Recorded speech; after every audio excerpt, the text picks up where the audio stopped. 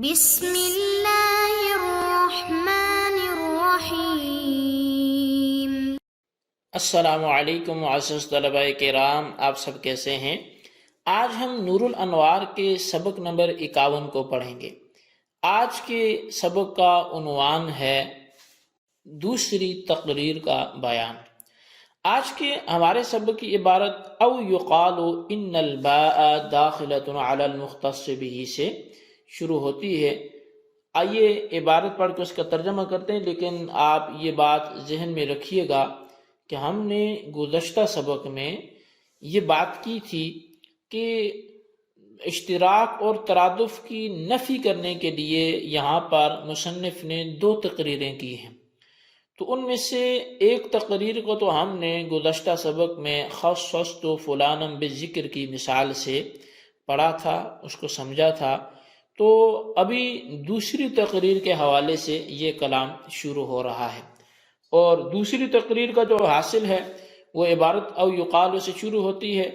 اس کا ترجمہ اور عبارت کچھ یوں ہے کہ او یقال ان الباء داخلۃ علی المختص بہ کما ہوا اصلھا، یا یہ کہا جائے کہ با مختص بہ پر داخل ہے جیسا کہ یہ اس کی اصل ہے۔ ای لا یفہم ھذا المراد بغیر الصیغۃ وہو الفعل فیکون ہوا نفیا للترادف، پس یعنی کہ یہ مراد صیغہ کے علاوہ یعنی فعل سے بالکل بھی مفہوم نہیں ہوگی، پس یہ ترادف کی نفی ہوگی۔ ثم قوله لازمۃ ان حمل على اللازم الاعم فیکون ہوا ایضا نفیا للترادف، اور پھر مصنف کا جو قول لازمۃ والا قول ہے، اگر لازم اعم پر محمول ہو تو یہ بھی ترادف کی نفی ہوگی، لأن الملزوم لا یوجد بدون اللازم فلا یفہم نفی الاشتراک قط، اس لیے کہ ملزوم بغیر لازم کے نہیں پایا جاتا، پس اشتراک کی نفی بالکل مفہوم نہیں ہوگی۔ فینبغی ان یحمل اللازم علی اللازم المساوی ای لا یوجد المراد بدون الصیغۃ ولا الصیغۃ بدون المراد، چنانچہ مناسب یہ ہے کہ لازم کو لازم مساوی پر محمول کیا جائے، یعنی مراد بغیر صیغے کے نہیں پائی جائے گی اور صیغہ بغیر مراد کے نہیں پایا جائے گا۔ فقد فہم حینئذ نفی الترادف والاشتراک جمیعا کنایۃ، تو پس اس وقت ترادف اور اشتراک ان دونوں کی نفی کنایتاً سمجھ میں آ جائے گی۔ جی طلباء کرام، یہ ہمارے آج کے سبق کی عبارت اور اس کا ترجمہ تھا، اور اب ہم بڑھتے ہیں اس کی وضاحت کی طرف۔ جیسا کہ عرض کیا گیا کہ ما قبل سبق سے اس کا جو تعلق ہے وہ گزشتہ سبق میں ہم نے مثال کے ذریعے بات کی تھی اور سمجھی تھی کہ اشتراک اور ترادف کی نفی کرنی ہے ہم نے جانبین کے درمیان۔ تو اب اس اشتراک اور ترادف کی نفی کے لیے جو شارح نے، یعنی کہ کتاب کے مصنف نے، نور الانوار کے مصنف نے، تو جو انہوں نے یہاں پر بات کی تھی وہ 2 طرح کی تھی، یعنی 2 قسم کی گفتگو کی تھی۔ تو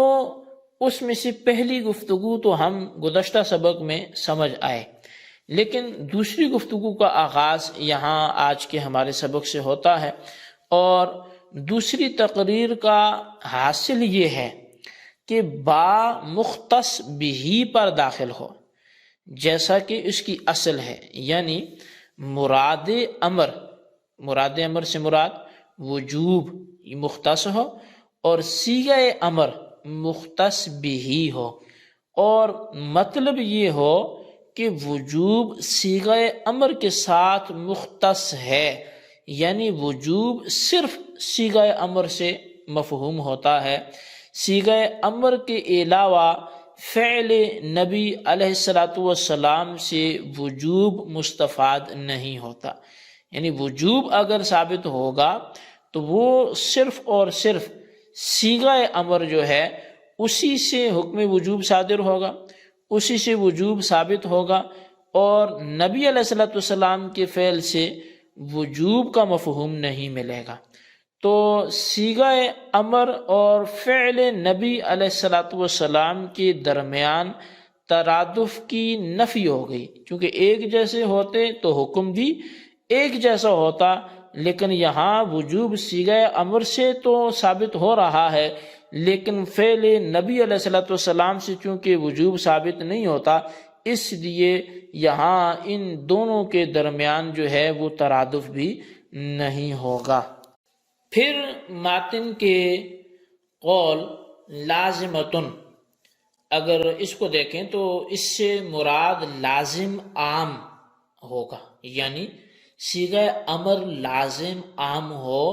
اور وجوب ملزوم ہو تو اس سے بھی ترادف کی نفی ہو جائے گی، کیونکہ لازم عام بغیر ملزوم کے پایا جا سکتے ہیں، مگر ملزوم بغیر لازم عام کے نہیں پایا جا سکتا۔ مثال کے طور پر حیوان انسان کا لازم عام ہے، تو حیوان بغیر انسان کے پایا جا سکتا ہے، کیونکہ حیوان میں صرف انسان نہیں ہے، وہاں فرس بھی ہے، غنم بھی ہے، تو لہٰذا حیوان انسان کا لازم عام ہے،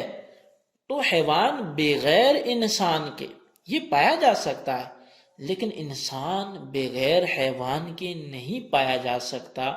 چونکہ اصول یہ ہے کہ لازم عام بغیر ملزوم کے پایا جا سکتا ہے،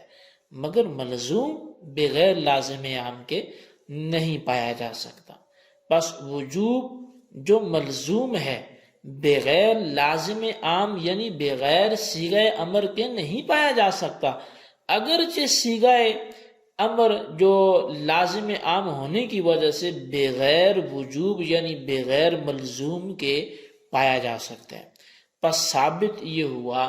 کہ وجوب بغیر صیغہ کے یعنی فعل نبی علیہ السلام سے مفہوم نہیں ہوگا، یعنی بغیر صیغہ امر کے وجوب یہ نہیں پایا جائے گا۔ نبی علیہ السلام کا جو فعل ہے وہ صیغہ امر نہیں ہے، تو لہٰذا وجوب نہیں پایا جائے گا، اور جب وجوب فعل نبی علیہ السلام سے مفہوم نہیں ہوگا تو ترادف کی نفی ہو گئی، لیکن اشتراک کی نفی بالکل بھی نہیں ہوئی۔ اور اگر لازم سے مراد لازم مساوی ہو، یعنی صیغہ لازم اور وجوب یہ ملزوم ہو اور دونوں میں مساوات ہو، تو ترادف اور اشتراک دونوں کی کنایتاً نفی ہو جائے گی۔ اس طور پر کہ لازم مساوی بغیر ملزوم کے نہیں پایا جاتا،